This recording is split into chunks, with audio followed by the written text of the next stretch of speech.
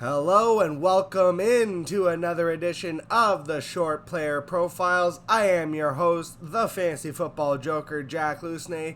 Make sure you're following me at Jack Lusney on Twitter. Make sure you're also checking out at FF Advice Forum. That's fantasyfootballadviceforum.com. There's all kinds of great exclusive content going up all week, every week, including my articles. I just dropped my wide receiver dynasty rankings, so you can get that exclusively at fantasyfootballadviceforum.com. It is only $2.99 a month, only $28 a year, so make sure you run over and sign up. Today, M is for McLaurin. My favorite wide receiver in the draft, I think, Terry McLaurin, because he's just so safe. And people are already bored with him, even though it's death, taxes, and 1,000 yards by Terry McLaurin.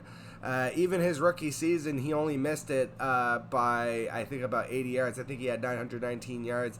So he is doing what Mike Evans has done his whole career and just dropping 1,000-yard seasons every year. But he's done it with a litany of nobodies at quarterback, basically.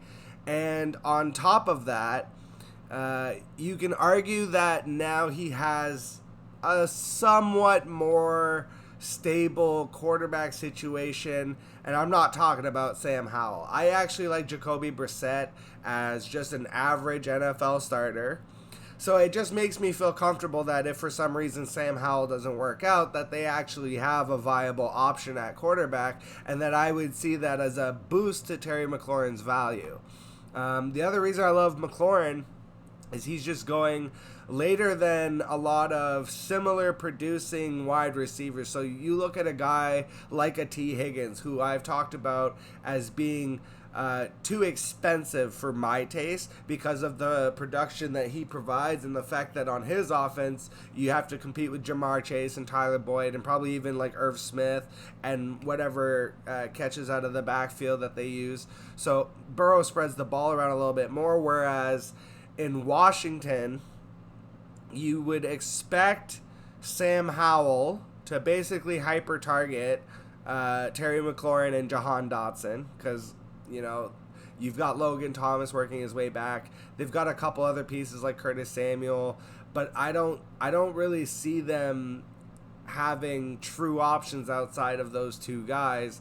And Terry McLaurin is still going to be operating as the one. And if Jacoby Brissett ends up winning the job or taking over, I think that McLaurin could actually see some positive touchdown regression, which would make him incredibly more valuable because the last 2 seasons he's only averaged 5 touchdowns a year, having 5 both years. So if he can just get to that 8 to 10 touchdown threshold while maintaining his usual receptions and yards stats, then he's going to be an incredible value. I love him in Dynasty. I love him in Redraft. I love him in Best Ball. He's just a really safe option, and it allows me to take the more, if I took Tyreek Hill, for example, in the first round, and that's the kind of guy that's explosive on a week-to-week basis, I may want to pair that with someone a little more consistent on a week-to-week basis, and that's a guy like a Terry McLaurin.